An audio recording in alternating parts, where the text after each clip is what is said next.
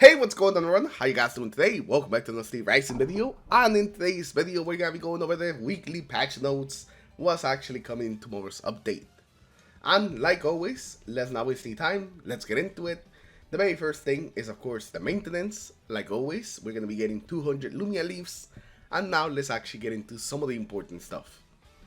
Now the very first thing here is that Morgan's Hunt is gonna be starting the 21st, so this Friday is gonna be starting, and it looks like it's gonna be about the same.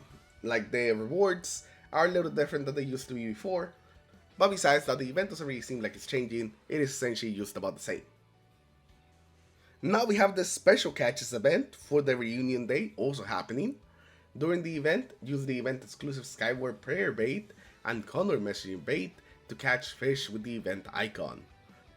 Essentially like a mini fishing event that's tied to the reunion day event. So if you've been doing that, this is gonna add a bit more and just give you a chance to get even more rewards this way.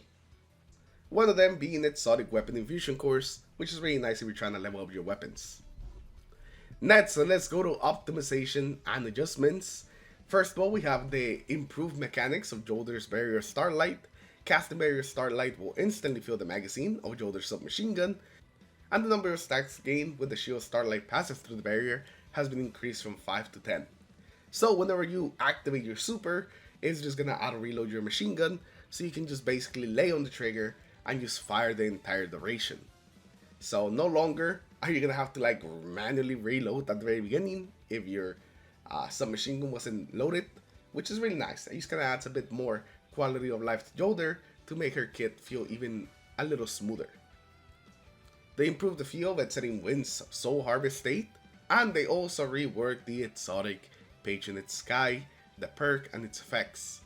Now when the heavy charge attack deals damage, the weapon will gain 25% swing speed and light attack damage bonus for 4 seconds.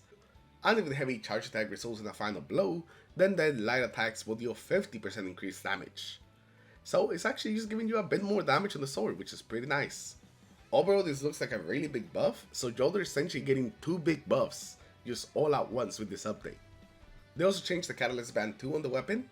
Now it's just gonna do more damage against lower health targets, up to 120% extra damage on heavy attacks, which is really nice. Again, just adding kind of like a execution damage bonus to the weapon.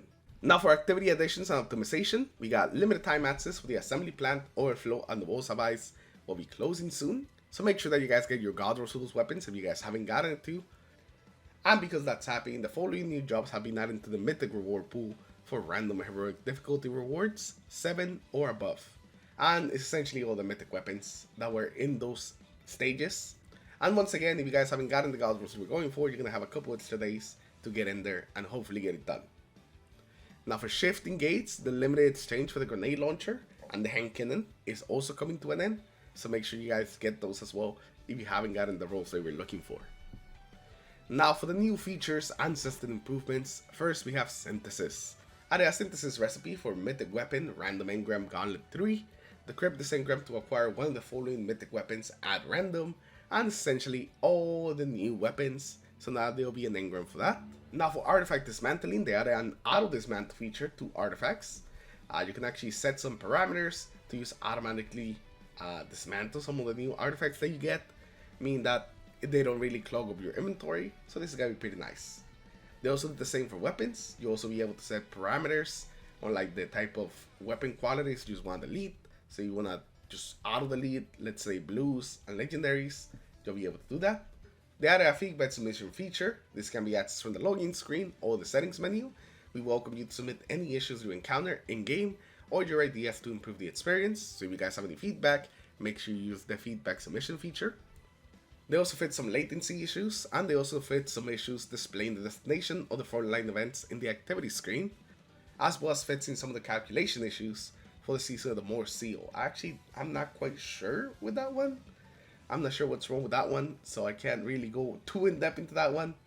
And lastly, fixed an issue in which Morrow's helmet will be inconsistently equipped before and after dialogue. But those are the changes that we have.